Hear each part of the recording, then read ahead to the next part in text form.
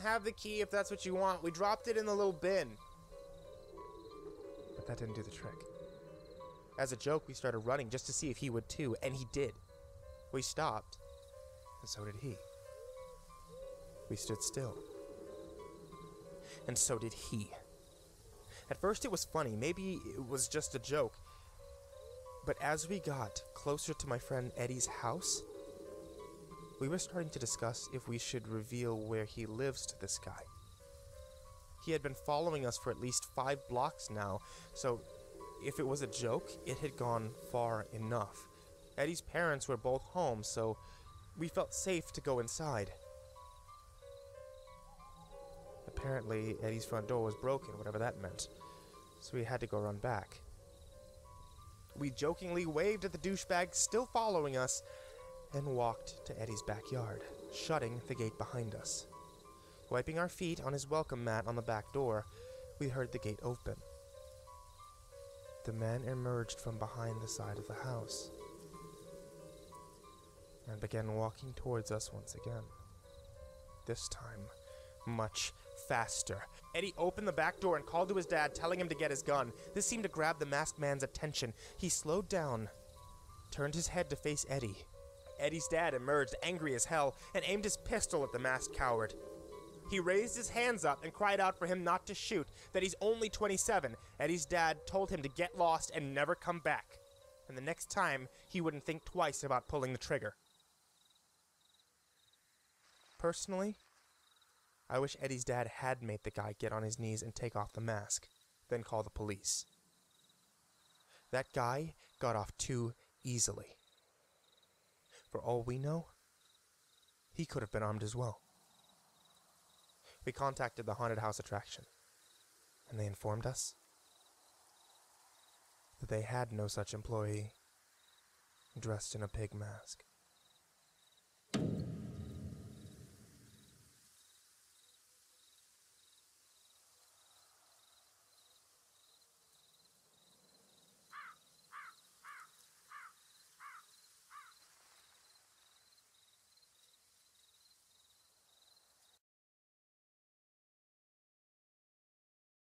Creepypastas are the scary campfire stories of the internet. They can range from general scary stories to lost episodes to even theories. There are countless creepypastas on the internet, but there are certain creepypastas that have by now become iconic and have in a way opened the doors to the popularity of creepypastas. Here are 20 of some of the best, scariest, and most iconic creepypastas on the internet. Number 20, suicidemouse.avi. Lost and bootleg episode creepypastas have become very common, and one of the most well-known happens to be Suicide Mouse. Suicide Mouse is about a lost episode of a 1930s Mickey Mouse cartoon. However, it doesn't have Mickey dancing around happily or smiling at all. It's just a very ominous video of Mickey Mouse walking past 6 buildings that continue to loop in the background. However, as he keeps walking, you may notice everything in the background starts to become more and more damaged, and Mickey's walking speed and face will change as well. Distorted screaming and moaning sounds will also begin to play later in the video, and it will ultimately end with Mickey falling dead, with a syringe falling out of his hand indicating he had committed suicide.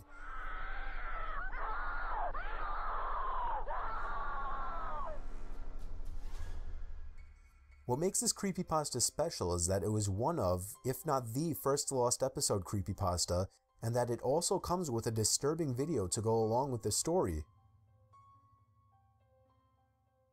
Number 19, No End House. Haunted houses are at the center of many famous scary narratives, with the cliched surviving the night in one earning teenagers instant respect, or making it through a haunted house for a reward. No End House focuses on the narrator, David, who gets a message from a shady drug addict friend, Peter, telling him about the No End House, which earned that name because nobody had ever made it to the end.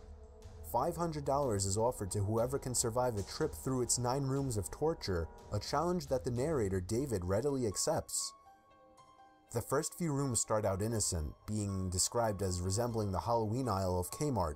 However, the rooms begin to grow increasingly sinister and evil, pushing the limits of David's sanity. Number 18, Smile Dog. According to legend, Smile.jpg is a supposedly haunted image dating back to the beginning of the internet. Smile.jpg has a reputation for driving those who view it insane, making its victims view it in their mind's eye at every turn. While it's been discovered that these images in the victims' minds are the result of epileptic seizures, there's no clear understanding of just why the image causes this. All the victims who spoke up about their experiences, however, have said that they were also visited by the dog-like creature in the image, named Smile Dog.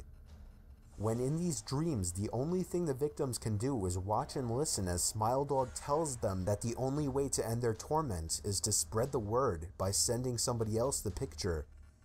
In this creepypasta, it's said that those who saw the image either disappeared or died, except for one lady named Mary E., who the narrator goes to interview. What he eventually learns is that some things, even simple pictures, are better left mysteries rather than dealing with the horrifying truth. Number 17. The strangest security tape I've ever seen. In this creepypasta, we meet the narrator who works at a gas station in rural Pennsylvania, where a new employee named Jeremy shows up, described as weird and quiet by the narrator. After Jeremy starts working there, strange things start happening. For example, entire shipments of motor oil disappearing. The narrator is asked by his boss to watch the security tapes to catch Jeremy in the act, but he doesn't catch Jeremy doing anything wrong at all. He sweeps the floors, assists customers at checkout, and stocks shelves. But where it gets strange is when the same customers routinely start coming in, buying the same exact items, making the same exact movements. Things only get stranger from here, as the narrator starts to suspect the time loop he is in has something to do with Jeremy. Number 16. Pen Pal. Pen Pal is a very long series of posts told via a series of recollections by an anonymous narrator trying to make sense of his childhood. As a very young boy, he decided to participate in a pen pal program where children tried to find pen pals by attaching a letter to a balloon, which they released in the hopes that it would reach someone that would write back. While the other children received responses, the narrator does not, and it's assumed that his balloon did not reach anyone. However, as he grows, he and his childhood friend Josh begin to find that someone is following them, and that this person is far from sane. Pen Pal is so horrifying and well written that it was actually considered to be adapted into a film by an Oscar-winning movie producer. Number 15. Laughing Jack. Laughing Jack is a murderous clown. His preferred method of killing is slicing open the stomach of said victim, removing the innards and stuffing the body with candy. Before he kills his victim, usually a young child, he becomes imaginary friends with them. Said child then becomes comfortable with Laughing Jack coming in their room and will suspect nothing when he murders them. In the original creepypasta introducing Laughing Jack, it's said that after the parent discovers the boy is murdered, they accidentally stab the boy in the heart in an attempt to stab Laughing Jack. When the authorities arrive, it looks like the parent had murdered the boy herself. The parent was charged with insanity and was sent to a mental institution. There is never an explanation for what happened to Laughing Jack, so one can only imagine that he is still at large. Number 14. Dead Bart.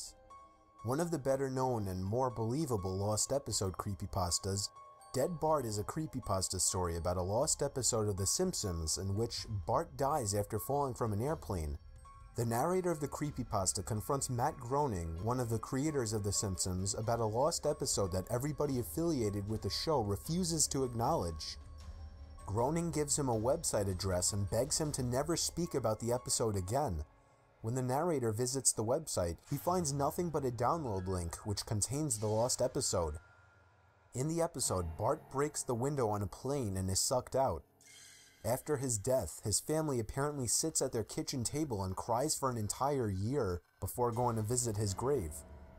At the cemetery, Bart's hyper-realistic corpse is laying on top of his grave, and all the other graves bear the names of The Simpsons guest stars, even those who had not appeared on the show at the time the episode would have been written. A sequel has been written by the same author, known as A Dead Bart Update. Number 13. Robert the Doll. Unlike many creepypastas on this list, this one is based on something that is confirmed to exist. Robert the Doll is real. The myths surrounding him vary, especially since he became so popular on the internet. The doll was given to artist Robert Eugene Otto in the late 1800s or early 1900s by a servant working in his family home. The doll, which he named after himself, then took on a life of its own and began to terrorize the family. Otto was said to have kept his doll into adulthood, and it subsequently tormented his late wife to insanity. When the doll was found by another family, the girl to whom it was given was terrified of it and refused to have it in her room. The doll is currently residing in the Fort East Martello Museum in Key West, Florida. Visitors must ask Robert politely if they want to take his photo. If they mock him or take his photo without permission, Robert is said to lay a curse on them. Number 12. Anassi's Goatman Story.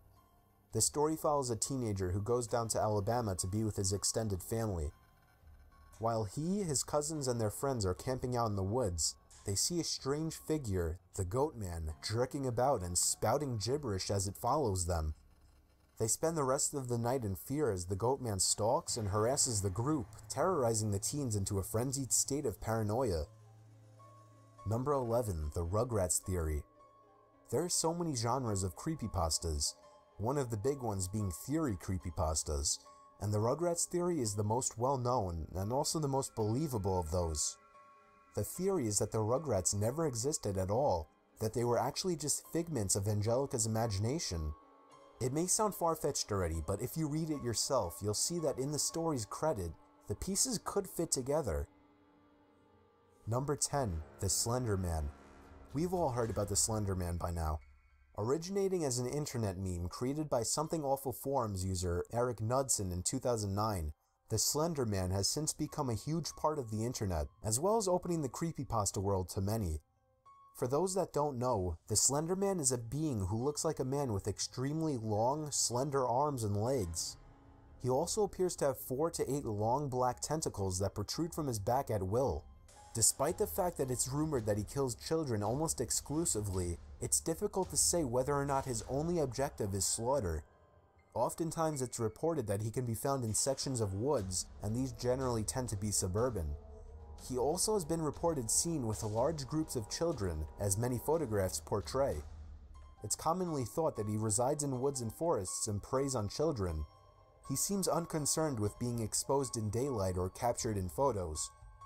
The Slender Man definitely remains one of the most interesting topics in the creepypasta world. Number 9. Candle Cove.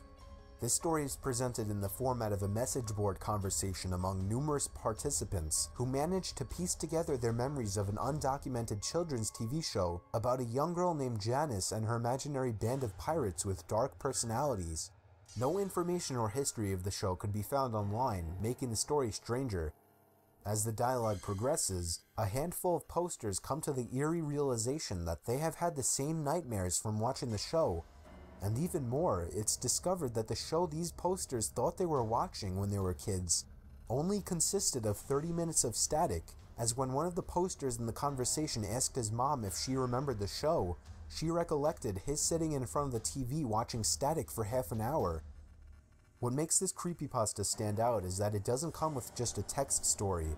There are videos of poorly recorded or damaged footage of what was allegedly the show Candle Cove.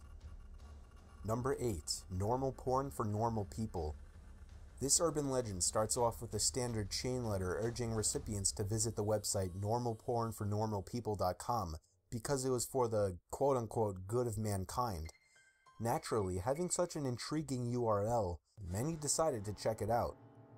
As it turned out, it was a fairly basic website with a wall of text on the main page. The only thing that stuck out was the site's tagline, Normal Porn for Normal People, a website dedicated to the eradication of abnormal sexuality. Apart from that, nothing was of particular interest. Once people visited the site, most would leave after seeing that it was just a bunch of words. However, those who stuck around found out that a lot of the words in the boring text were actually download links to various distressing videos. The shocked people would then gather around on forums and share their experiences, as well as the videos themselves. Most of the alleged videos were horrifying and disturbing, with the tamest being called Peanut.avi, which showed a man and woman feeding a dog peanut butter sandwiches for half an hour. But then the videos got worse, with one called Stumps.avi showing a man with no legs being forced to breakdance in a kitchen by someone off screen. That's not even the worst of it. Descriptions for the rest of the videos could be found on the creepypasta page for this story if you're interested. Number 7. Lavender Town Syndrome. Based off of Lavender Town from Pokemon Red and Green, this creepypasta focuses on something called Lavender Town Syndrome. According to the creepypasta, this was a peak in suicides and illness of children between the ages of 7 and 12, shortly after the release of Pokemon Red and Green versions. Rumors say that these suicides and illnesses only occurred after the children playing the game reached Lavender Town, whose theme music had extremely high frequencies that studies allegedly showed that only children and young teens can hear since their ears are more sensitive. After the Lavender Town tone incident, the programmers had fixed Lavender Town's theme music to be at a lower frequency. What's good about this creepypasta is its simplicity in playing with nostalgic fears that many could relate to from visiting Lavender Town when they were younger. Number 6. 1999. Simply known as 1999, this story is one of the most realistic and chilling creepypastas on the internet. The tale follows the journey of a Canadian blogger named Elliot as he tracks down the meaning of a mysterious TV channel that he watched in the year 1999. He remembered it being extremely sketchy, and in hindsight, he realized that it was most likely run by a local predator. As he continued to investigate, he learned that the man running the channel was attempting to lure children into his house for sacrificial purposes. To top it all off, Elliot also realized that the crazed man was torturing and killing children while wearing a bear costume and calling himself Mr. Bear. Number 5. Ben Drowned. Hacked video games are often found in creepypastas, but none is more infamous than Ben Drowned, the story of Matt, a college-age boy who picks up a hacked, or maybe glitched cartridge of The Legend of Zelda Majora's Mask at a garage sale. As the boy plays, he captures the strange occurrences in the game, such as all of the text reading, "You shouldn't have done that," along with a nightmarish figure that stalks the player at random times. The strange occurrences are not limited to the game, however, and it ultimately culminates into a full haunting. The narrator and Ben's fates are left up to the reader's imagination, but the tale implies that a happy ending is not a possibility. This creepypasta is one of the few that includes more than just a story. There are many videos of the disturbing gameplay, including the famous warped soundtrack, enhancing the creepiness to the story. Number 4. Abandoned by Disney. This story is about a supposed abandoned Jungle Book themed resort Disney built in Emerald Isle, North Carolina, called Mowgli's Palace. The storyteller came across a blog post about someone in the Bahamas exploring a similar Disney resort called Treasure Island that was also suddenly abandoned, and reporting extremely creepy and unexplained findings. So the storyteller goes to find Mowgli's Palace in Emerald Isle to see if it's equally interesting. While exploring the creepy abandoned palace, he comes across a door that reads "Mascots Only," which then leads into a character preparation room. Upon entry, he sees a bunch of mascot suits hanging on the wall. Upon removing a Donald Duck head from the costume, a human skull tumbles out, indicating the mascots are full of dead bodies. In the middle of the room, lying on the floor, is a Mickey Mouse costume. As he attempts to take a picture, the mascot stands up and removes its head. The narrator flees the scene, and that's where the story ends. Number 3. Squidward's Suicide. This creepypasta is told from the perspective of a person who interned at Nickelodeon Studios in 2005 as an animation student. The student and some coworkers received a tape to edit titled Squidward's Suicide, which they initially assumed was just an office prank. The video consists of Squidward sitting on a bed, while strange and upsetting noises play and become louder in the background. This happened after Squidward was booed off stage at his clarinet concert by everyone in Bikini Bottom, who all seemed to have disturbing, hyper-realistic red eyes. The scene with Squidward on his bed is spliced with quick flashes of dead children and gore, each time the noise is getting louder when cutting back to Squidward, his face shaded black with red eyes now as well. Eventually, Squidward shoots himself after a detached, deep voice commands it, and that's the end of the video. This is probably the most famous lost episode creepypasta, up there with Dead Bart. Number 2. The Russian Sleep Experiment. One of the most famous creepypastas, Russian researchers in the late 1940s kept 5 people awake for 15 days using an experimental gas. They were kept in a sealed environment to carefully monitor their oxygen intake so the gas didn't kill them. This was before surveillance cameras, so they had only microphones and 5-inch thick glass windows into the chamber to monitor them. The chamber was stocked with books, cots without bedding, running water and toilet, and enough dried food to last all 5 for over a month. The test subjects were political prisoners deemed enemies of the state during World War II. For the first 5 days or so, everything was fine, but things slowly start to fall apart. Number 1. Jeff the Killer. Jeff the Killer was a relatively normal boy who went crazy after getting burned in a fire caused by 3 bullies. His face became severely messed up from the fire, but on the same night he was released from the hospital, he fixed the problem by cutting a Joker-like smile into his face so he could smile forever, and he burnt off his eyelids so he could stay awake forever.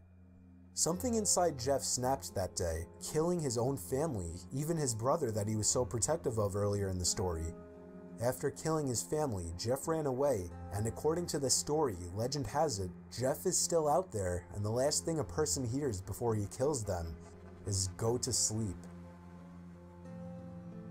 So that's it for this list. I know I missed a lot of great creepypastas, but I couldn't fit them all on this list. If you would like to see a part 2 of this video sometime in the future, let me know.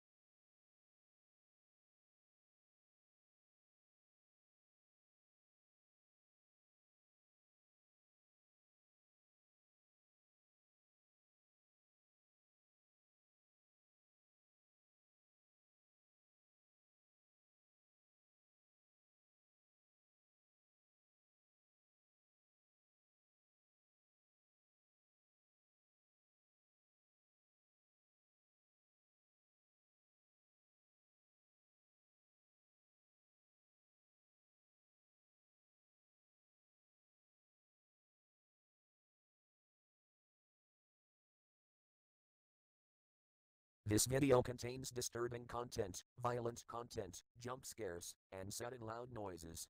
Viewer discretion advised.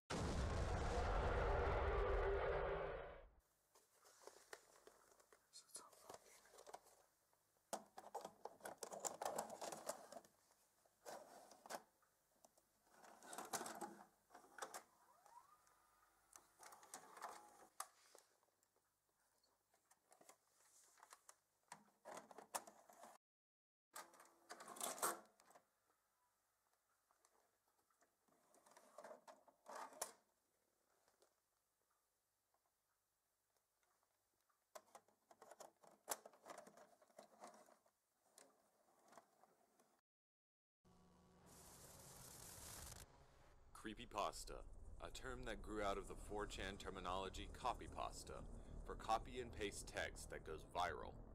These modern day ghost stories and urban legends often walk that fine line between internet fact and internet lore, and some are downright terrifying.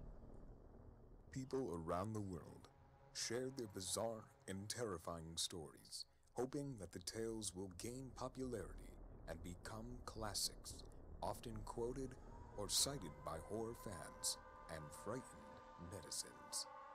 They're the stuff of nightmares, and we're gonna take a look at the top 60 non-gaming creepypastas.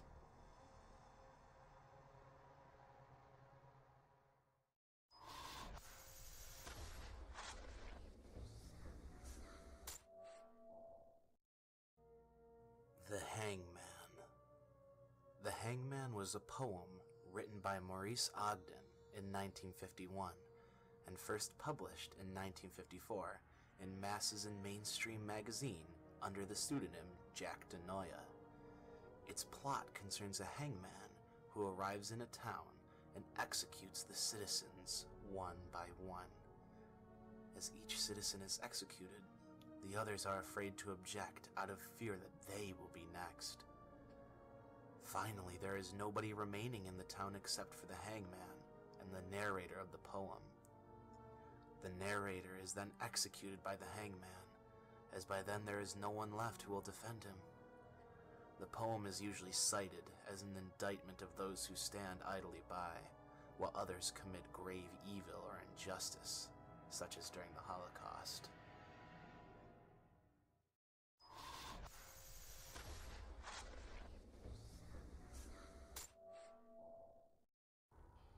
Bunk bed. The story revolves around a 27-year-old recalling his horrifying memories of when he was a child. The bunk bed that he slept in was bought by his father out of joy when he realized that his wife was going to have twins. At 3 years old, the child would be placed in the bottom bunk of his bed, while his brother would torment him from above. Every night was apparently the same. The brother would growl at him his malevolent croak about all the pain and misery awaiting him and the various tortures he had thought up.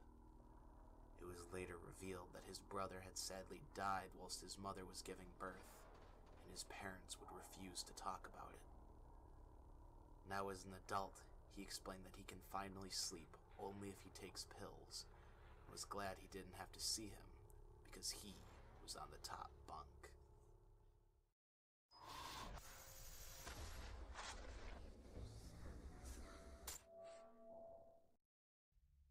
Honora Petrova. Honora Petrova was born in Portland, Oregon. She was one of the most promising figure skaters in the United States until she discovered a sentient Wikipedia page about her. After trying to selfishly alter her fate by editing the page, her life spirals out of control in the most unexpected ways. She first speculated her father or figure skating club had made the Wikipedia page as a way to inspire her to win. When she asked her dad about it flatly, he denied.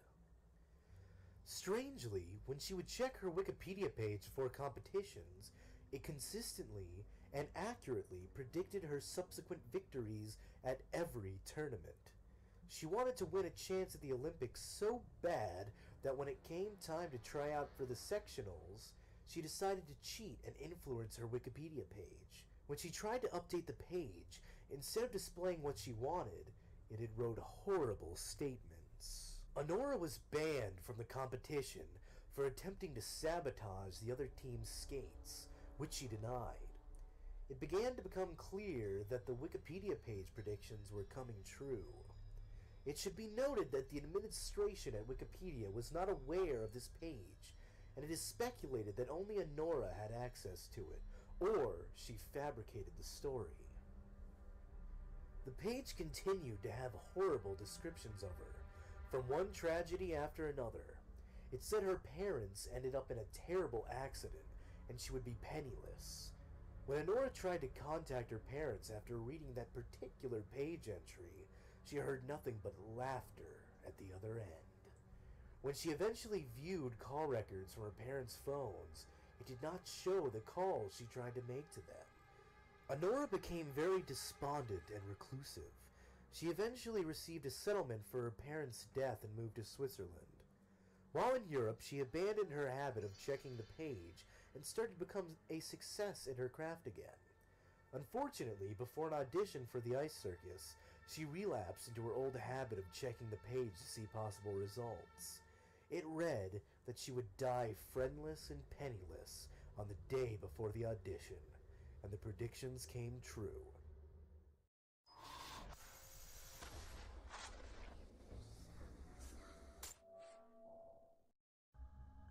Where bad kids go. This story describes a photographer who decides to find out more about an old children's show that he used to watch as a child in wartime Lebanon.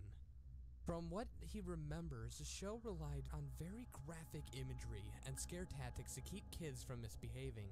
He believes that the show was an attempt by the media to keep children in check, as the moral of every episode revolved around some sort of strict ideology, such as bad kids stay up late, and bad kids steal food from the fridge at night. You may think that's very mundane. However, the one thing that the photographer remembered, the most at least, was the closing scene of every single episode. It was the same thing every time, actually. The camera would slowly zoom towards a old rusted door, and as it got closer, screams of some kind could be heard. The closer the camera got to the door, the louder and clearer the screams would get.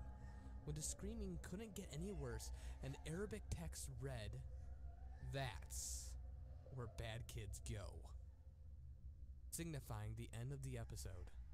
Fast forwarding to the present, somehow the photographer managed to track down the studio where the old show was filmed. Although the place looked like it had been abandoned for quite a long time, the infamous rusted door from his childhood was still there.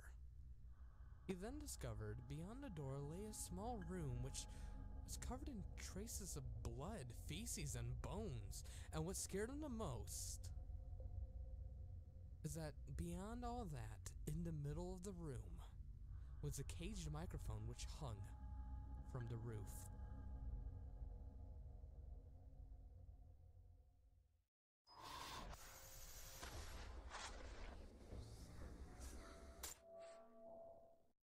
Molly the Dolly. A 12-year-old girl named Alicia and her 10-year-old sister, Abby, and her mother had just moved into a new house. It was new and big, just like they had wanted. They just needed to get some basic everyday household belongings from the store. Alicia's mother had spotted something in the bargain bin of the shop. It was a doll called Molly the Dolly, as described on the label. To the mother, the doll looked beautiful. Alicia thought it looked creepy, and Abby thought it looked funny. Molly the Dolly was described as wearing an orange, pinkish dress that was ripped at the sleeves and neckline, and had large black eyes that looked like it was staring at nothing.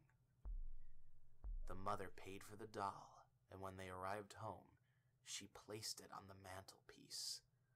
That night, Alicia heard some childish laughter, singing, "Molly's jumping out the mantelpiece and Molly's gonna kill you." Alicia thought it was just Abby playing a prank, but a few minutes later, she heard it again. "Molly's walking across the living room and Molly's gonna kill you." Alicia tried shouting for her mother, but there was no answer. Molly's coming up the stairs and Molly's gonna kill you. Alicia thought it was actually Molly the dolly, considering Abby and her mother were not answering. Molly's walking across the hall, Molly's gonna kill you. Petrified, Alicia climbed out of bed and could see the shadow underneath the door. Molly's walking across the room and Molly's almost here. The door to Alicia's room opened, and she was paralyzed with fear and could not move. Molly's here now, and now you're dead. That morning, the mother came to wake Alicia up, but she wasn't there. There was no sign of her. Nothing. Alicia's mom went down into the living room, running, but only saw Molly, right where she was placed yesterday, and another doll that looked exactly like Alicia.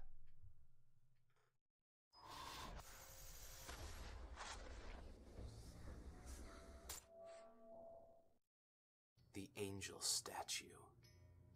A report in 1996 revolved around an incident when a couple decided to go out for the night.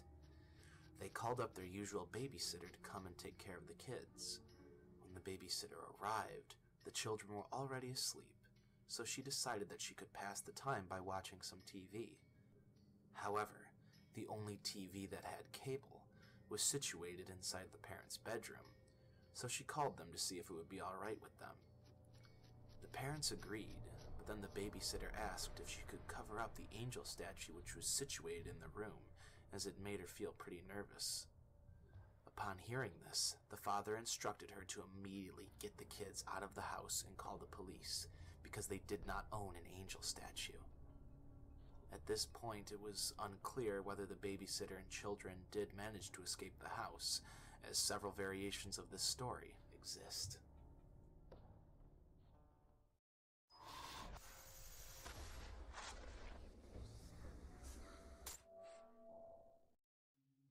Antron. Antron is a robotic humanoid that was witnessed and reported in 1972. It was found by a father at a garbage dump. When he brought it home, it became self-aware and woke up. The family named it Antron and adopted the robot as part of the family. For a while, Antron acted in a normal manner and showed no signs of malfunctioning or changes. 4 months later, it eventually injured one of the children. The father scolded the robot, but Antron didn't understand. It thought it perceived the scolding as a threat and ran away from the house. Antron was later witnessed stalking the family from windows and doors until one day the father's son had gone missing. Antron was never seen or heard from again, and the son was never found. All that had remained was Antron's favorite toy car.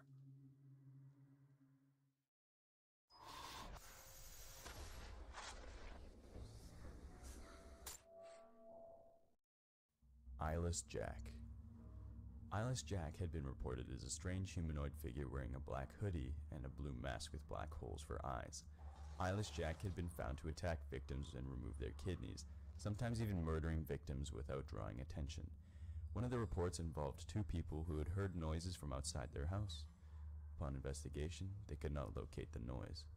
The following morning, one of them had suffered severe lacerations across the face. He was placed in intensive care at the hospital and was later told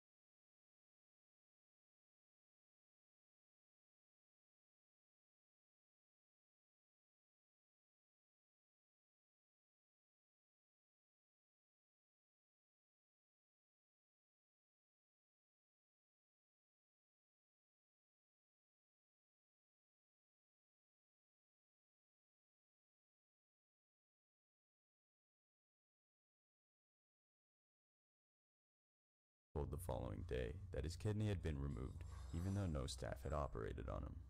Upon his release from the hospital the following night, he had reported the creature leaning over his bed.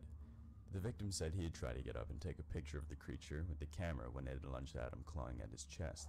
In a desperate struggle, he managed to escape and run out of the house, but had tripped over a rock, becoming unconscious. He had woken up in a hospital room, and the doctors informed him that his brother was murdered, but he could not identify what had done it. The report says that when he returned home, he found his friend's body on the floor of the upstairs bedroom, with the kidney next to him.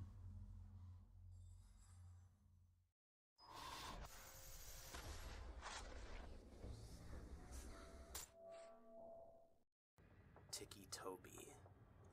Toby grew up with several mental disorders during his childhood, making it difficult for him to fit in with normal people. He was constantly bullied by his classmates for his tics, and was ultimately deemed unsuitable for a public school surrounding, so he switched to homeschooling. Although he had plenty of support from his mother and older sister Lyra, his father lost himself to alcohol, drugs, and gambling, and started abusing his family.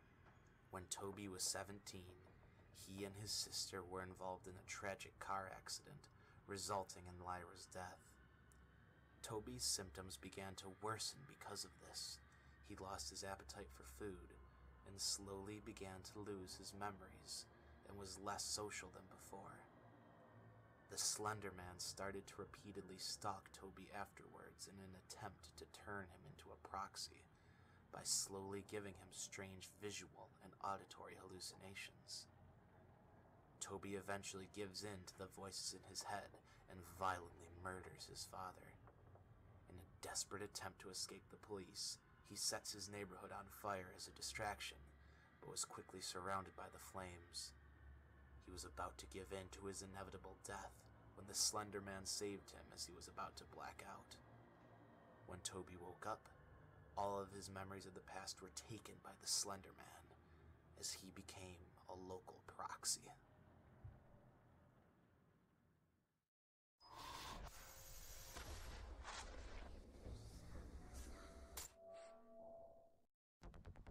The Wyoming Incident. The Wyoming Incident was a television signal hijacking that occurred on October 1992. A hacker managed to take over a local station and aired a very strange, creepy video.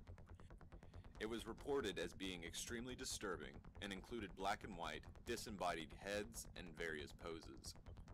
The video would also be interrupted by random messages such as, "You can lose everything," and "What hides your mind?" Police reports reveal that many of the victims had suffered headaches, paranoia, hallucinations, and nausea from watching the broadcast.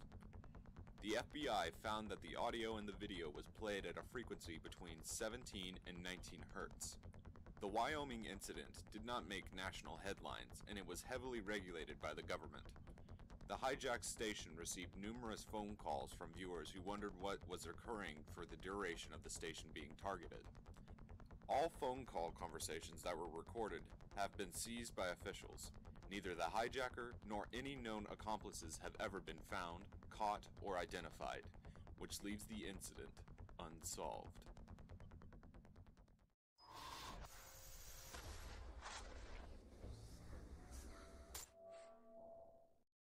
Annie 96 is typing. On October 23, 2004, a text conversation was filed to the FBI regarding two individuals, David and Annie. They were both messaging each other late into the night because neither of them were able to sleep. The conversation was reported normal for teenagers, until Annie started hearing sounds in her backyard. David had tried to tell Annie not to look because she was home alone at her house. Annie had ignored his plea and looked out her window and claimed to see that a man, which she swore was David, in her yard digging a hole in the ground. David had replied that it was not him, since he was messaging her in his own house. Annie didn't believe him, since the man was wearing his jacket with his name on the back of it, which David swears is in his closet. The man had turned around and smiled at Annie and began walking towards her house. Annie, clearly terrified, ran into the closet and was armed with a knife. David had called the police and was on his way to Annie's house. As the man got closer, Annie told David that the stalker could be a figment of her imagination or some dream entity. She told David to stop thinking about her, and David, who was confused at first, agrees. Annie explained that the stalker had vanished and was extremely happy and grateful that David had showed strong feelings for her. She had asked David to come over tomorrow morning, and when David had asked if it really was Annie replying, she had appeared offline.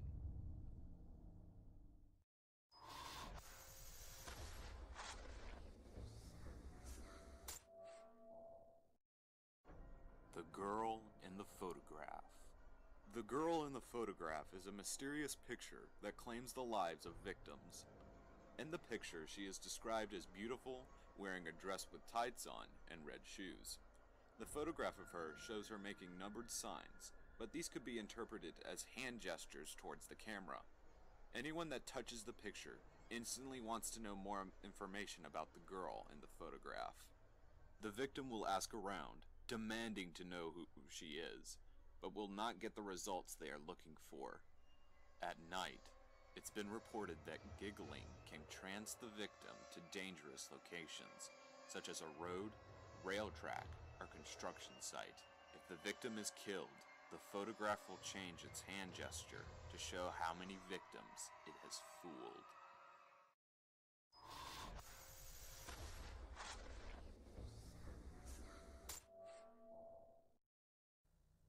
Twist Ending.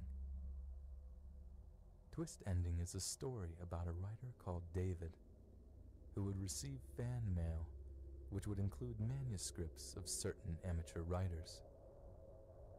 David would take these manuscripts and steal from these writers. He would publish these stories for his own success and not give these individuals any credit, then proceed to blacklist them from getting any writing published. One instance details a certain manuscript that was sent to him.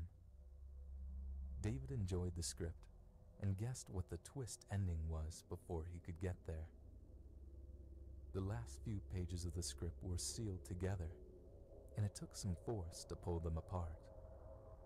As he read through the script, he understood he was correct. But there was a final author's note, which detailed that the author had previously been sending David the manuscript, and David had not been giving the author credit for his story. Because of his actions, the author would never be able to publish his work, effectively ruining his life.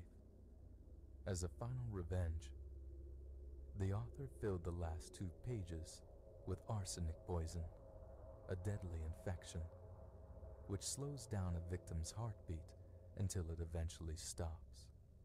His final quote was stating that some twist endings can be very hard to predict.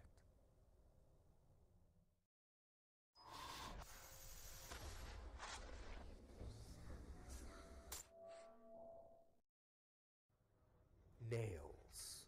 A report was filed to the police highlighting that a man had gone missing from Burnside apartment in room number 14. The man had claimed that he had heard scratching every night at 3 a.m. This was further backed up by residents also hearing the noise too. The disappearance of the man was being investigated by police, and when asked by the residents about the incident, a few had described a corpse-like creature with nails in its fingers, toes, shoulders, and neck. It would carry a bag in one hand and would walk very awkwardly, almost like a ghost. They seemed to think it was responsible for the scratching noise. The creature was not visible in human sight, but could only be seen on camera. The disappearing man had originally worked as a factory worker, stamping out cards. His colleagues, when questioned, said that there was nothing suspicious about him other than that he had complained about bad luck following him everywhere. To this day, there have been no signs of the creature or the man, but it could be theorized that the creature had attacked him and took him somewhere. The police have condemned the building, but was warned that at the hour of 3 a.m., is when the spirits become most active.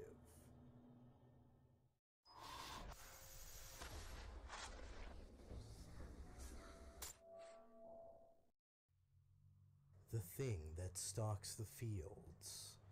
This is the story of a farmer who noticed that the hay bales around his farm had been moved. He returned the bales to their proper places, thinking it was the work of pranksters. It happened again, and he moved them back again. He didn't move the bales back a third time after the next day. Something had come and decapitated his horses, and the heads were missing. That night, he saw something emerge from the woods near his home. He couldn't tell what it was. It walked on 4 legs. It was thin and had skin the color and texture of granite. It was over 10 feet tall, and it used the hay bales as markers, boundaries. It had claimed the farmer as a pet. After a few days, a stranger in a car approached the farmer's home, and the thing attacked the car, pulled the driver out, and crushed him in his arms. The message was clear. The farmer was the thing's captive and was not allowed visitors. Nothing could cross the borders it had set.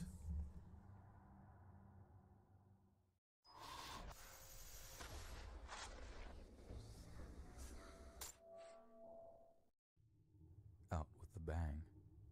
FBI cases have been reported frequently about an unexplained phenomenon called shattering. It's an ability in a human to make objects explode or shatter by pointing at them. One of these cases involved a young boy who played with his friend. They were playing a game called Cowboys and Indians, and one of them aimed at his friend with his index finger and fired by dropping his thumb like the hammer of a pistol and shouted bang. Instantly, the other kid died at the scene with half his head missing. The exact mechanism behind this exploding is unknown. Officials and the parents couldn't detail the exact cause of the act. No stray bullets were found, no guns were reported, and no one had really witnessed it besides the one child. 26 similar cases were reported by the officer. Years later, a similar incident happened in a park, where a young girl, brandishing a toy gun, had asked a stranger to put their hands up and pretended to shoot. She then asked the stranger to do the same in return. The girl was hit in the abdomen, but the stranger had fled the scene. A suicide note was left on a computer which was tracked on forums. It explained that the person had an argument with their girlfriend, and he had pointed their finger at her, indicating that this was another case of the shattering phenomenon. They had pulled their index finger and fled the scene. He had planned on doing the same thing to himself. It was theorized that the power was rare, dangerous, and a wild card.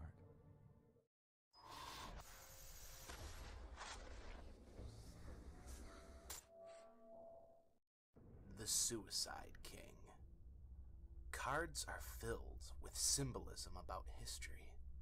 The 4 kings are based on real historical kings. One of these in particular is the King of Hearts. This king is based off of Charles VII of France. His face was originally put on a card during his rule. During his reign, he became ill, and the condition became very serious. Out of boredom, Charles had developed a passion for playing cards. However, he became extremely paranoid about the number 13, and he claimed it was causing him bad luck. Eventually, Charles began hallucinating and dreaming about the number 13. He told his servants to leave his chamber. The servants grew very suspicious and contacted a doctor. Upon arrival, they entered his room only to find him standing with a large sword in hand.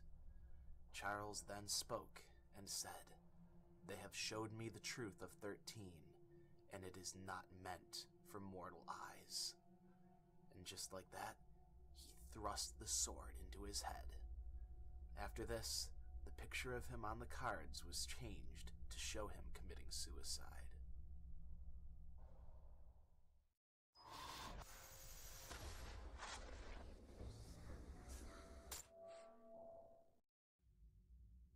Cave Children. It tells of an expedition to Pompeii in which 4 scientists investigate some unexplored caves. They are told stories about creatures known as cave children with translucent skin, 1 single eye, and 4 legs, similar to crabs. The first few paragraphs are normal. We see descriptions of lizards and the mysterious cave children, but further investigation reveals that when one is killed, it's not actually crustacean, but an upside-down hominid, similar to a human. What was thought to be an eye was actually a mouth. The so-called tail was in fact genitalia, and what was believed were wings were in fact their ribcage. In the notes, one of the scientists loses her mind and ends up sacrificing herself, but her fate is not left ambiguous. She was raped and then killed. Afterwards, the last surviving scientist tries to patch himself up, escape, and finish taping the expedition. Unbeknown to him was the infection slowly turning him into one of the cave children. According to the testimony by Dr. Insadia, the rescuers spotted several of the creatures mentioned in the tapes during their second trip into the caves.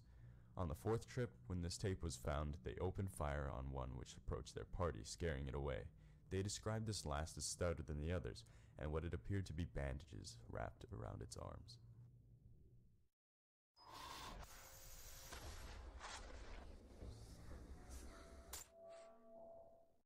The crawl space. While studying abroad, a student finds an affordable apartment in Campo de Fiore in Rome. She and her friends find it furnished with laundry machines and a freestanding bathtub in one of the 2 bathrooms. They spend 2 months there well and happy. Then, on the 3rd month, one of them discovers a small secret crawl space. One night, the students hear shuffling coming from the crawl space. They believe it to just be a harmless animal was hiding in there. She was not so convinced. A few days later, she gets a camera, slides the door to the crawl space open, and tries to locate the source of the noise. She manages to capture a picture of a humanoid face with barred teeth in the shadows. But even with the evidence, she was unable to convince her roommates to leave the apartment. Weeks after she returned to America, she received word from her program director that her friends had all gone missing.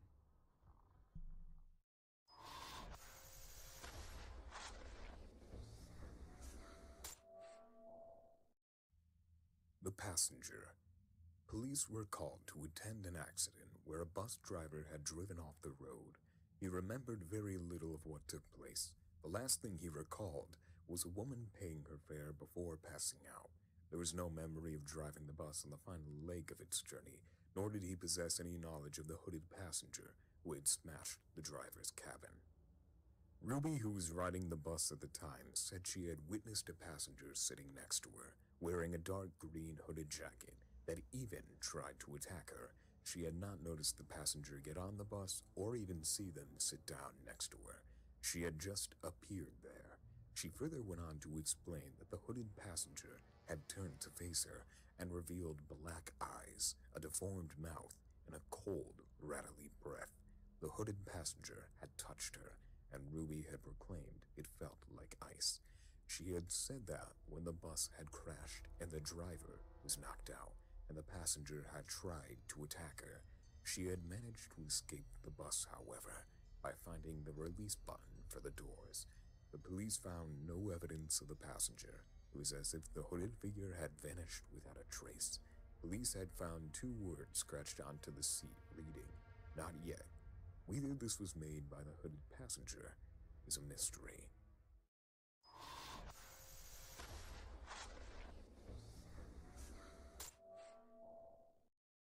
Arizona. A couple spends the day traveling the road to visit some friends when they decide to enter a gas station in Arizona. The gas station appears old, abandoned, and eerie. The girl fills up the car while the guy enters the abandoned shop. He hears a wailing noise in the basement and decides to investigate. He discovers that the basement is flooded, and upon closer inspection, finds a huddled figure as dark as a shadow. When he touches the shoulder of the figure, it spins around and reveals a demonic face before charging at him. He quickly escapes the building and dashes for the car. They both escape, and he retells his horrifying experience. He quickly comes to realize that she has also seen two figures. A small girl with a horrifying smile, and a father with staring eyes and a wide jaw. The couple, getting wary, decide to park for the night near an abandoned campsite. Just as they are about to sleep, they spot the humanoid girl. They quickly drive off and notice the same gas station they had just passed earlier. But this time, all the lights were on, and the door was sliding open.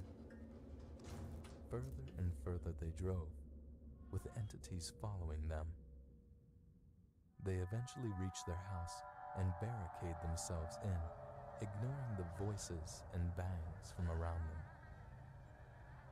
Every new noise they hear in the house, they barricade the room. Every time they contacted help, they were just greeted to whispering on the other end. As the figures loom in the window, the story ends with the couples wondering if they would ever escape the horror.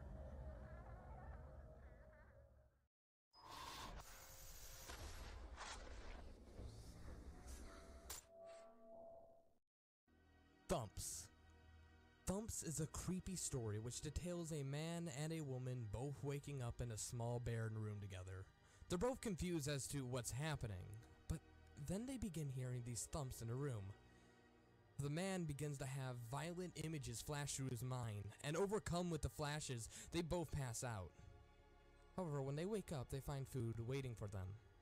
This cycle keeps on continuing and continuing, and the relationship between the man and the woman progresses to the point of them becoming lovers.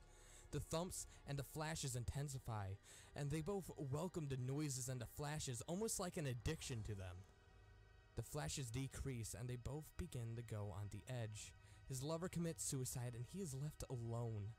Without the noises and the thumps, he begins to act insane and falls unconscious. He eventually wakes up, but not in the usual place. The story ends with the man being found outside, running towards town.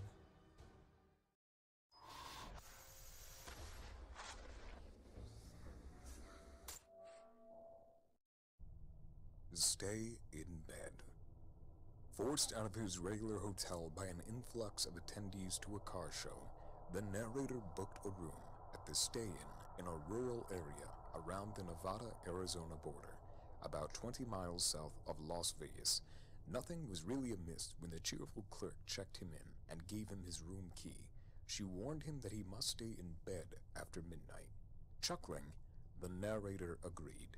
The room was described as shabby, with old-fashioned electronics. He had witnessed some sort of figure on the static TV screen walking towards him. After unplugging the set and making sure the TV faced the wall, he went to sleep. He was awoken late into the night by disturbing groaning sounds coming from the outside. Ignoring the warning from the clerk, he decided to investigate. Looking through the peephole of his room, he saw a young woman, clearly in some kind of trouble, in the parking lot beyond. When he tried to open the door jammed. When he looked through again, he saw nothing but red. The door had banged, but there was no one on the other side. Returning to the lobby, he met the same clerk, but she was no longer cheerful. She warned him that the curfew was out of necessity and that he must stay in bed. She explained that the motel is still haunted by the terrifying ghost of a murdered victim who roams the premises after midnight and drags away anyone who sees it into the lake. A newspaper clipping in the lobby offers the narrator another glimpse into the true nature of the Stay-In. A fourth killing is reported, and it's only then that he realizes the legs of the cheerful clerk are not entirely where they should be.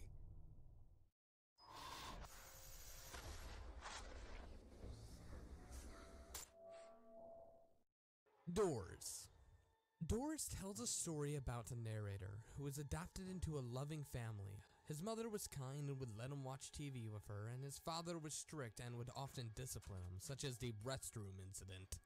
No matter what the narrator did, it seemed that the father would always favor their own child more. His sibling was really young, and when he was adopted, they got along very well together. In fact, they became best friends.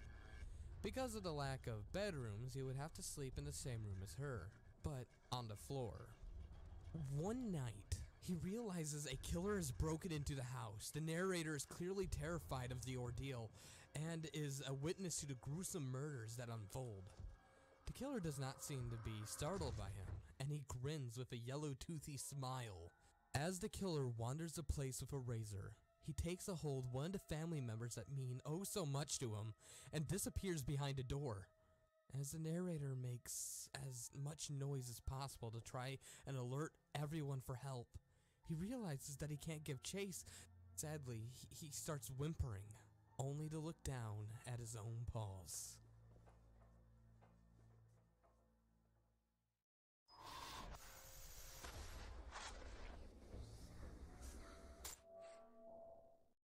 Happy Sun Daycare. Happy Sun Daycare centers around a daycare which had been abandoned for several years. When a reporter from an online news blog decides to interview former employees and students that attended Happy Sun Daycare, he soon discovers some very dark secrets about it. One of the discoveries was children screaming from seeing things, and bites and scratches appearing on their arms and legs. It was thought to be a stray canine, but caretakers had claimed that no pets were allowed in the vicinity, and that traps were set around the building to prevent wildlife from entering. It was later revealed that misbehaved children were sent to the Grey Door. This room contained a giant ugly dog which would attack and viciously harm the children that were sent there. Children had reported coming out of the room scared, scratched, bitten, and being violently ill. One staff member was a janitor that had managed to get a job at this daycare because his aunt was in charge of one of the head offices. The janitor had explained that he had some form of narcolepsy since he was a teenager and a history of sleepwalking as well. Doctors couldn't figure out what was causing his condition, but they couldn't find any other adverse health effects linked to it either. It was reported that his aunt would mix him a special herbal tea for him that would help keep his narcolepsy in check. He stated that the children were generally nice to him, but the employees sensed uneasiness around him. They seemed extremely cautious around him. When asked about any dogs or animals in the building, he pointed out that animals were never allowed in the premises because of allergies. Strangely, he pointed out that he would waken in the grey room when he neglected to take his tea. He wasn't sure if anybody had simply moved him there so he could sleep without being in anyone's way, or if he had been sleepwalking again. In his opinion, the janitor thought that the dog was simply a carer wearing a costume, terrorizing any children sent into the room as a means of instilling fear of punishment into their minds.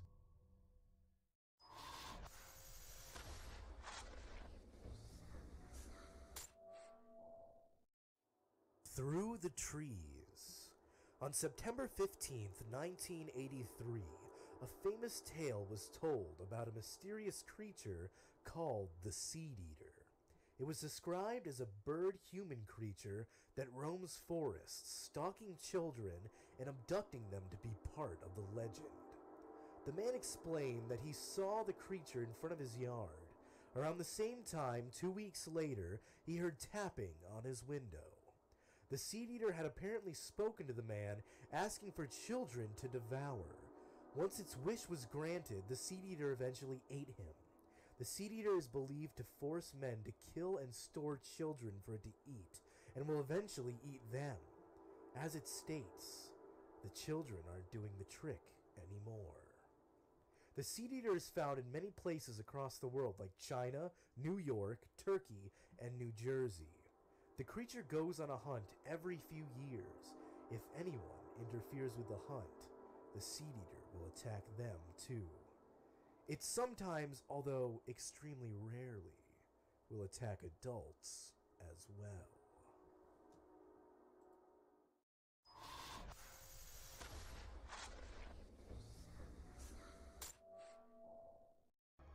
Satellite images.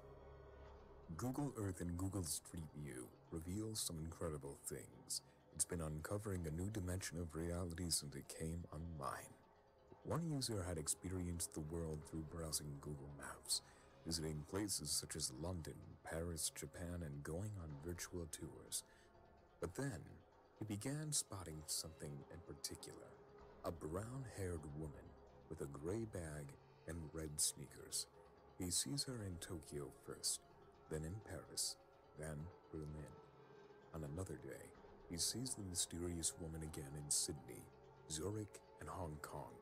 Each time he visits different places in the world and reverts back, she appears to be doing something different. From standing up, to sitting on a bench, to petting a cat, to staring at the camera from a balcony. He couldn't find much information on the woman, other than her attire, as the faces on Google Maps are blurred. Panicking now, he visits his hometown, and worryingly, she is seen standing in the park, looking at the camera.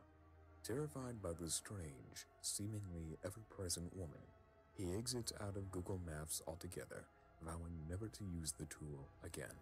That's when a knock at his door comes, and the security camera feed shows a woman with a gray bag and red sneakers staring directly at the camera with a blurred face.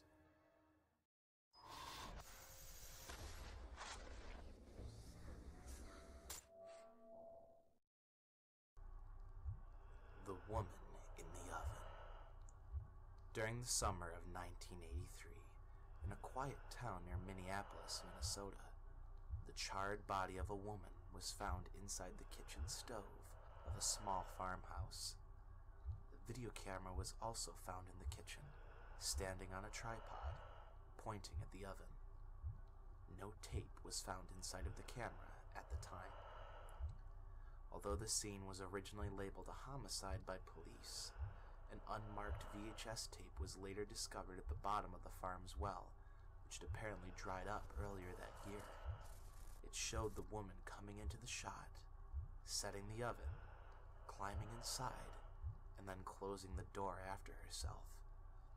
After some time, violent banging and shrieking happens inside the oven, and smoke begins to emerge. But analysis of the woman in the video and the woman discovered in the oven concludes that they are two completely different people.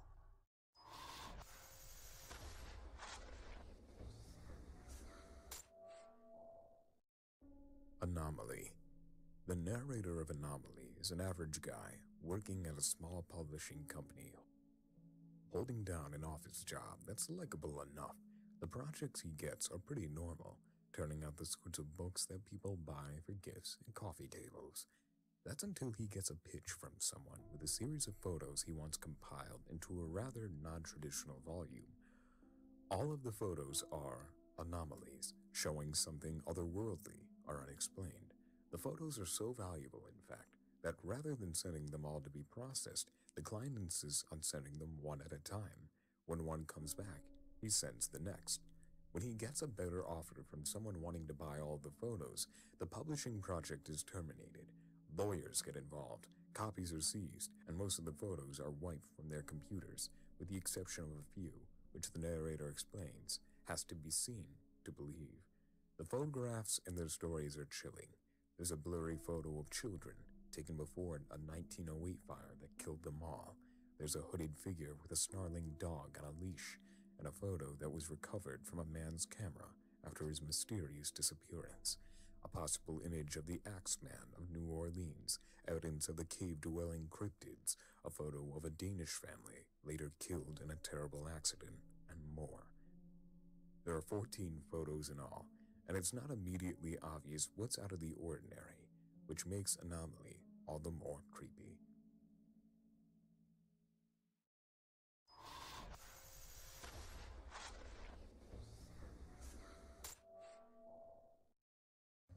The Keyhole. This legend involves a man who checked into a hotel for a few nights. After he obtained his room key, the woman at the front desk warned him that there was a door with no number on the way to his room.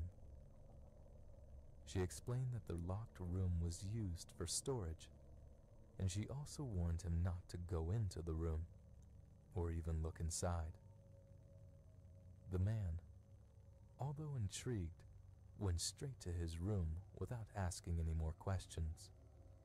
But by the second night, his curiosity had got the better of him. He tried turning the doorknob, but found it to be locked, just as the woman had claimed.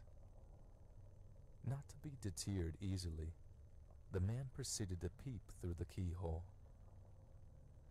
Beyond the door was what looked like a normal hotel room, exactly like his own.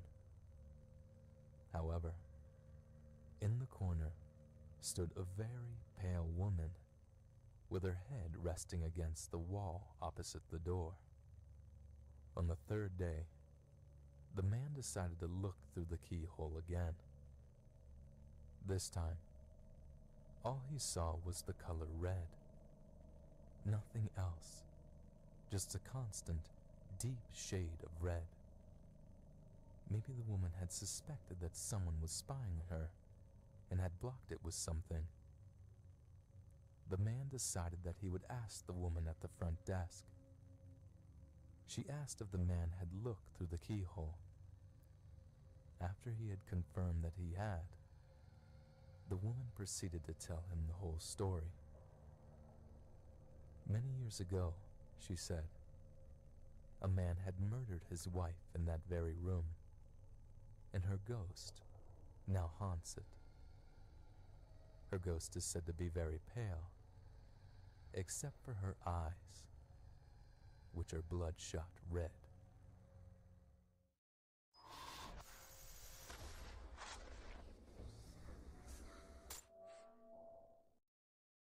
Tower of Silence. A Tower of Silence is a circular raised structure used by Zoroastrians for exposure of the dead, particularly the scavenging birds for the purposes of excarnation. Zoroastrian exposure of the dead is first attested in the mid-5th century BCE histories of Herodotus, but the use of towers is first documented in the early 9th century. On the 19th of January 2003, Indian officials ventured into a deep jungle in a hunt for missing people from a local village. They instead found a Tower of Silence with bodies next to them. None of the bodies were identified or linked to the missing people, and no animals were found near them, just maggots and flies. Only one photograph was found to be taken of the incident. There was no official count of the bodies, and little work was actually accomplished at the site because the officials felt uneasy and nauseous about the whole situation. The deep pit in the center was filled with several feet of blood, far more than the bodies on the outside could ever supply. The expedition ended when a villager accidentally kicked a small bone into the pit, which then erupted, showering everyone, including the cameraman, in blood from the pit. Those that were caught in the explosion were immediately sent to the hospital and quarantined for possible infections. Reports say they became delirious with fever, shouting about being tainted with the blood of Ahriman, which is the personification of evil in Zoroastrianism. As the fever got worse, the patients began attacking the hospital staff until they were all sedated. All patients had later died from their illness. When officials returned with hazmat suits the following day, the site was empty. The bodies had been removed, and the pool of blood in the pit had been drained. All that remained was this photograph.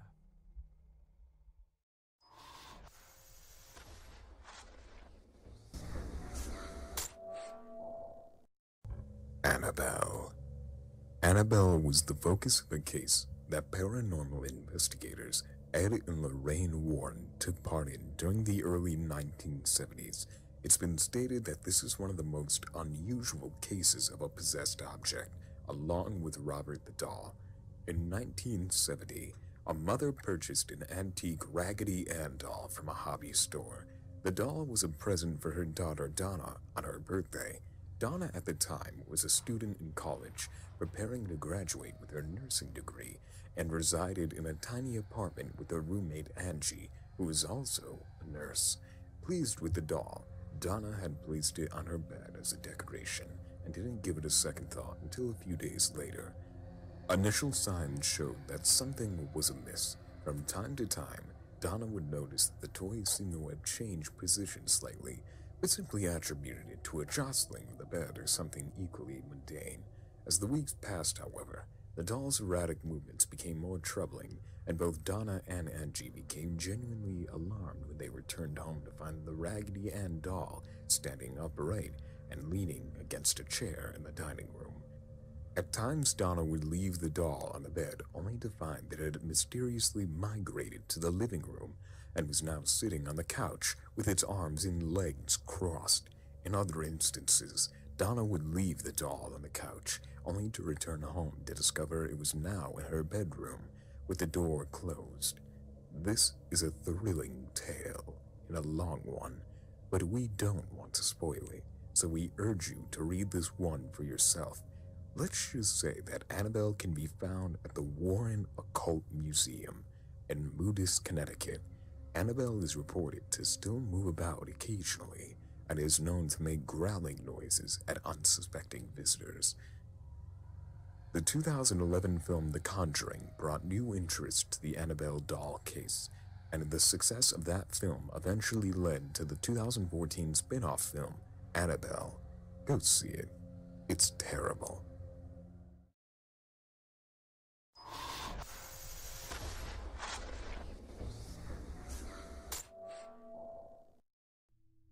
Liars.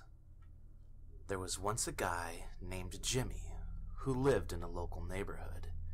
He got bullied often for being confident and humorous. Jimmy tended to get into a lot of trouble because he would say things that would be considered over the line.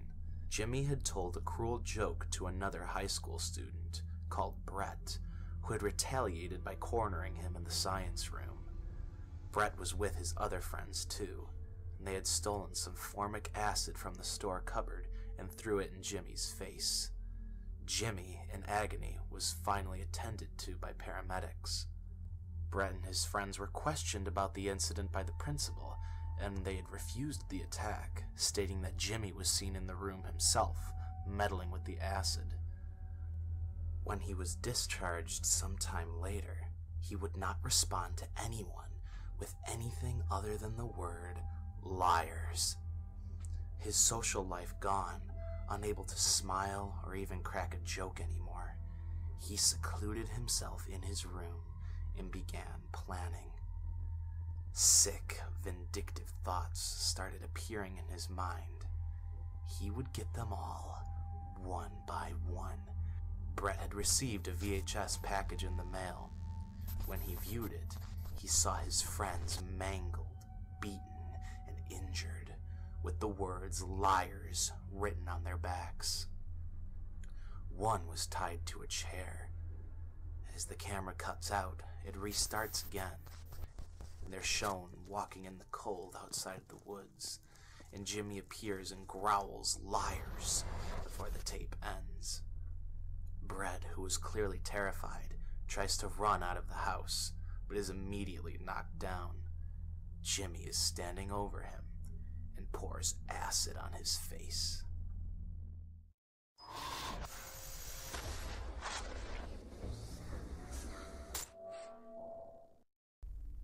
Barbie.avi.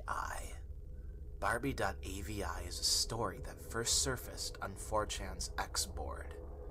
On August 9th, 2009, a man had reported that he found a discarded computer tower in his dumpster. He said that he had searched the hard drive only to find a file called Barbie.avi. The video was a woman apparently being interviewed, but was inaudible because of static. It seemed that the woman was being verbally abused, with skin being the only word the man thought he could read from her lips. After 40 minutes of watching, he was convinced that something horrible may have happened to her. One of the last stills of the video showed an abandoned house near some railroad tracks, which was incidentally located a few miles away from his own house. He gathered a friend, and they both went to investigate. They said that they couldn't find any trace of the woman inside of the building, but they did find water running in the decrepit house. When they heard a moan, they both fled the vicinity. Police officers went to investigate, but there were no signs of running water, and no noises at all were reported.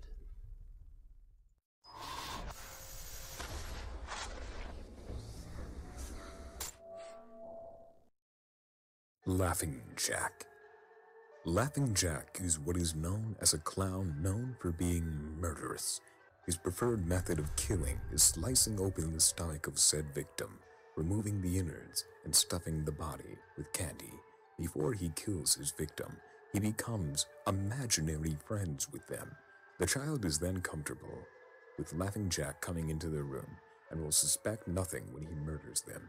In the original creepypasta of Laughing Jack, it is said that after the parents discover their son is murdered, they accidentally stab the child in the heart in an attempt to stab Laughing Jack.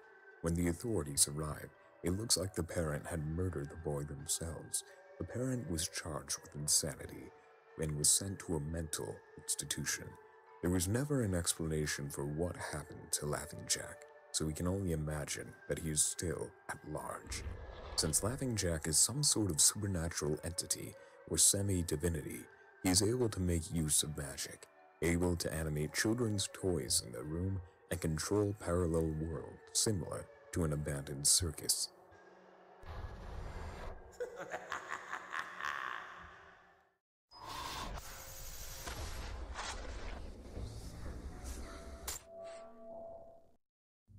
Faulty wiring.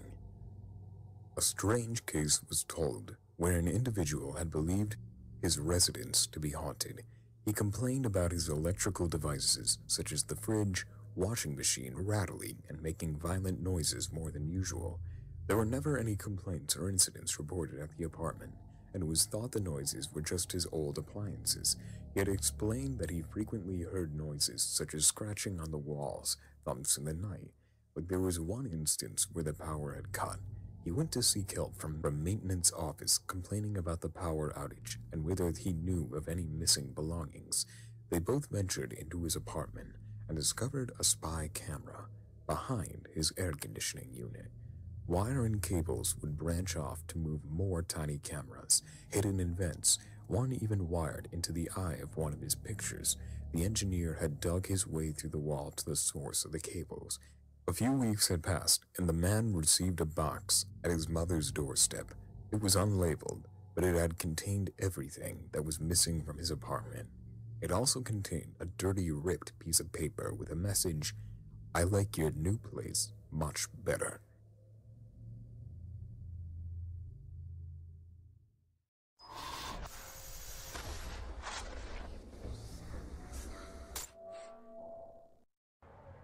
Prisoner 959. Prisoner 959 was an inmate that was found locked in a steel cylinder in a prison in Hamtramck, Detroit. He was locked behind a classified steel bar door with 4 strange-looking locks on it. He has over 103 confirmed murders, although he potentially had claimed over 170. He had killed many known criminals, 2 police officers, and when he was caught, he was in the act of flaying a fully conscious man alive. It took 6 tasers just to take him down. He was also responsible for 12 more murders in a splatter home and 2 murdered inmates inside the prison. In 2010, there was a prison riot. One security guard detailed an extraordinary survival story. He had suspicions of the locked door for some time, and during the riot, he found a very odd-shaped key with a clear warning label next to it. Immediately, he had run to the restricted door and closed the door behind him. His curiosity got the better of him though, and he had awakened prisoner 959 from sleep. In the end, the security guard had freed 959 from his chamber, but only out of survival. 959 said he wouldn't harm him, only those who threatened other human lives. And he was last seen tearing through the prison, killing everyone he could see, including other officers. But Prisoner 959 was never heard of ever since. He has disappeared without a trace and has left no signs of his leave. Police investigations are still going, but according to public detail, it's quite possible that the police are covering up their own investigation in order to prevent rioting and witch hunts from sprouting in other areas of the country, as well as the city of Detroit.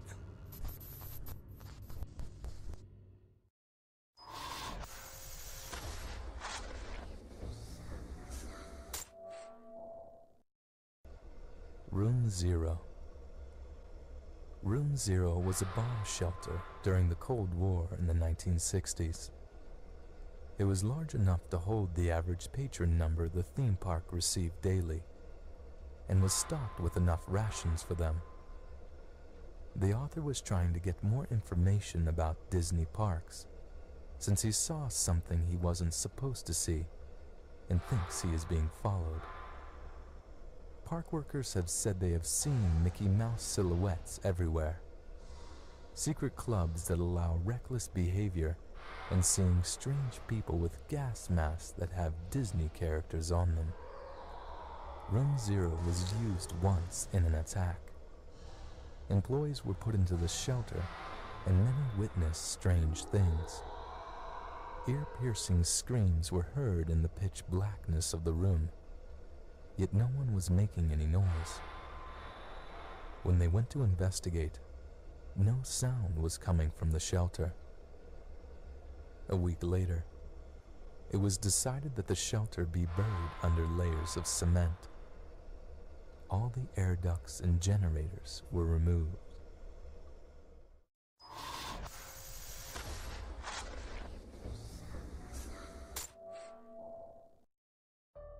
Dear Abby. Dear Abby is a story about a man called Jay, who stalks a girl called Abby. His obsession for love is displayed in a very chilling way. It's told as a series of letters that a grocery store employee writes to Abby. He goes from stealing surveillance tapes of her to spying on her. In one of his letters, he complimented her on her sleeping, and even pondered on why she spent so long in the bathroom. After breaking into her apartment, he begins to count all her hairs on her brush, disposing of all the beauty products, and looking through all the movie collections she has seen. After finding a photograph of her and her boyfriend, he violently snaps and destroys the photos, stating he was the one and only friend she had. He hides under her bed when she enters that night and touches her face while she is sleeping. She awakens to find one of the letters from him on the table. The letter had indicated that Jay had left a gift in the closet. However, what she found in the closet was a scrapbook of photos of her sleeping or on the computer. Other photos were of couples, but the faces were digitally cut out and were replaced with Jay's and hers. The final page showed herself and her boyfriend, though his face was scratched off. She immediately called the police to her residence, and they inspected the apartment and scrapbook. She was told to leave the premise the next day. Jay's final attempt was to kidnap her, and he viciously attacked her before she could drive away. He dragged her to his car unconscious, and they both drove to the rented storage garage. The man calls the owner of the storage unit, and the place is locked. Abby awakens and is terrified of the sight of Jay wielding a knife. She had grabbed hold of it and attacked him repeatedly. As he lays dying, he is comforted to know that whether she kills herself or dies of dehydration, they'd be together in death, in a way they would never had had the chance of being in life.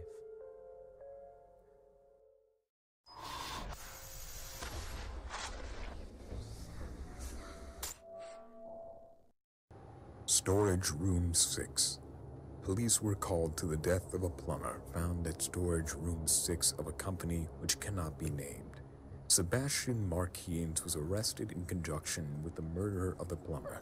Jason Montero was acquitted to a medical hospital a week later and suffered life-threatening injuries. When interviewed, he said that the entity had attacked him. When questioned what the entity was, he had claimed it was a dark humanoid being with 3 white eyes and a large smile. It had tried to drown him in the flooded storage room 6, where his colleague Tobia Nestrom was also found murdered. Jason further went on to explain that the storage room had a terrible stench and that no lights were on in the vicinity. He had also explained that they had discovered crude indentations carved into a metal wall, which he couldn't explain. Nicholas Kreznov had apparently been with the group, but had fled and was unable to comment due to traumatic stress. Jason's laptop had been seized in the investigation, and officials found a video titled 70523-3NT1TY. The video showed a face depicting exactly what Jason had described, with text saying, "Hello, Mr. Montero." Whether this was a cruel joke to scare his colleagues or indeed a stalker, the investigation continues.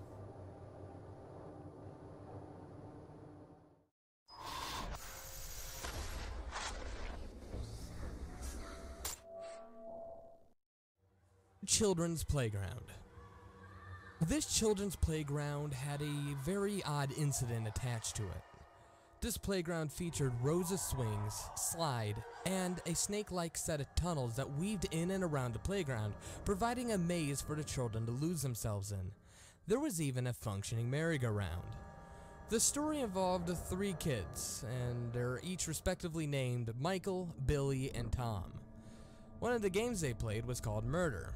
This was similar to the game Hide and Go Seek, but the seeker pretended to be a murderer while the hiders simply hide. The only difference is, in murder, once you're caught, you have to pretend to get murdered. In the playground, the kids would play this game inside a tunnel system and around it. One day, Tom and Michael were the hiders, and Billy was the seeker. Michael hid in the tunnels and Tom hid near the merry-go-round. Several minutes had passed and Billy had not come back to look for them. Michael claimed he witnessed something else in the tunnels with him.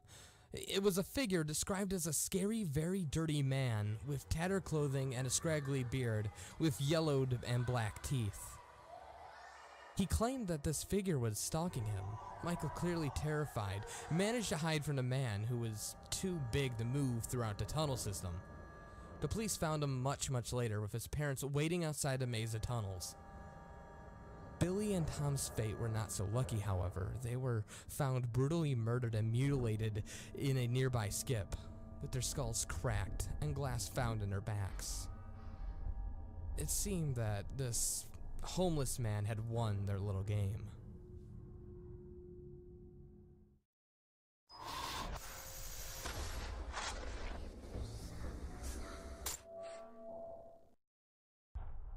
Knocking. Knocking is a strange phenomenon that happens between household to household. It's been reported that it happens to 3% of the population, where an individual will be stalked by humanoid entities, hearing several sounds of knocking on their door and voices asking to be let into the room.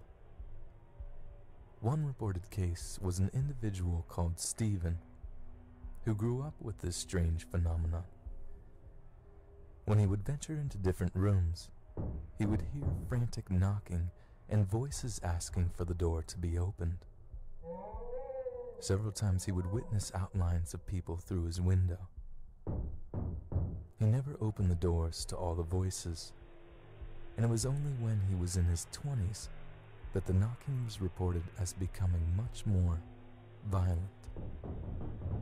One night, the knocking became very violent, and the voices became screams. But then the banging and voices had stopped.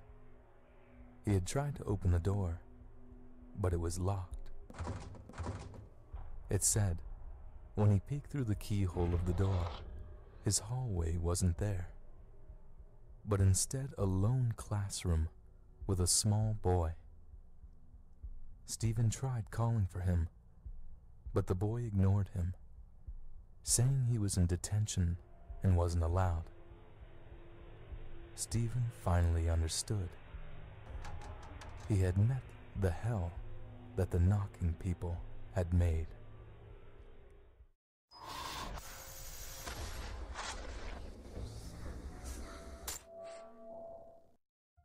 Booth World Industries. Booth World Industries is an invite-only club and organization that focuses on remodeling and repossessing, which is another code name for murder and kidnapping. The organization works very professionally, and members will be invited to the club at seemingly random intervals. The organization will call members and ask them for appointments, and they'll have to say the name of a person they want killed. When they remodel the victims, they will leave a courtesy call of the victim's screens for help. Not much is known about the mysterious organization, except for the fact that the phone number 630-296-7536 is listed on various forums and chat sites. It was founded in 1888 and is a very respected organization in matters of politics. Since its founding year is supposedly 1888, there are rumors that the organization was founded by Jack the Ripper.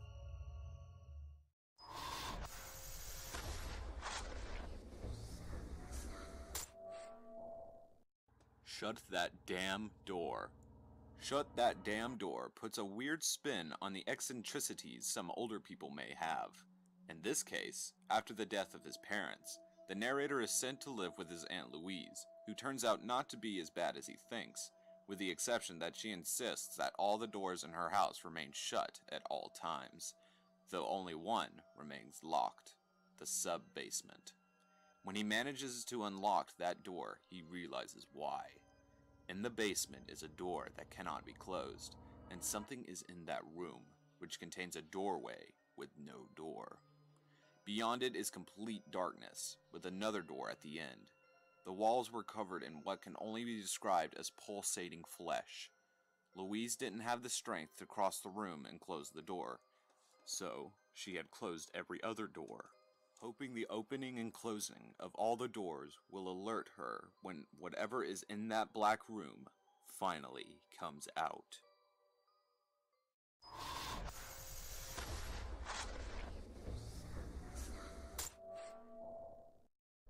Psychosis. John was a computer programmer who had spent a long time alone in his apartment on a marathon programming session. He was writing in his journal because, deprived of any direct human contact, he was feeling a little paranoid about putting information on his computer. He began to receive little bits of communication that he attached deep, horrible significance to. He believed a wrong number was evidence. Something was collecting data from him. He thought the lack of traffic sound during a call from his girlfriend Amy was more of the same. He received a strange email that had said, "Seen with your own eyes. Don't trust them, they." John came to believe that there was an entity out there that was desperately trying to find any information about him. He thought the entity had taken over most of the rest of the world and was controlling human beings to convince them there was nothing wrong. He refused to see his girlfriend or anyone else. When his apartment door was about to be broken down by medical professionals who were concerned about the danger he posed to himself, he interpreted the "seen with your own eyes" in the worst way imaginable and grabbed a pen. As a patient in a psychiatric ward, he wrote a final message, which his blindness had rendered barely legible. He remained adamant that there was something out there, and that he was the last human taking a stand against it.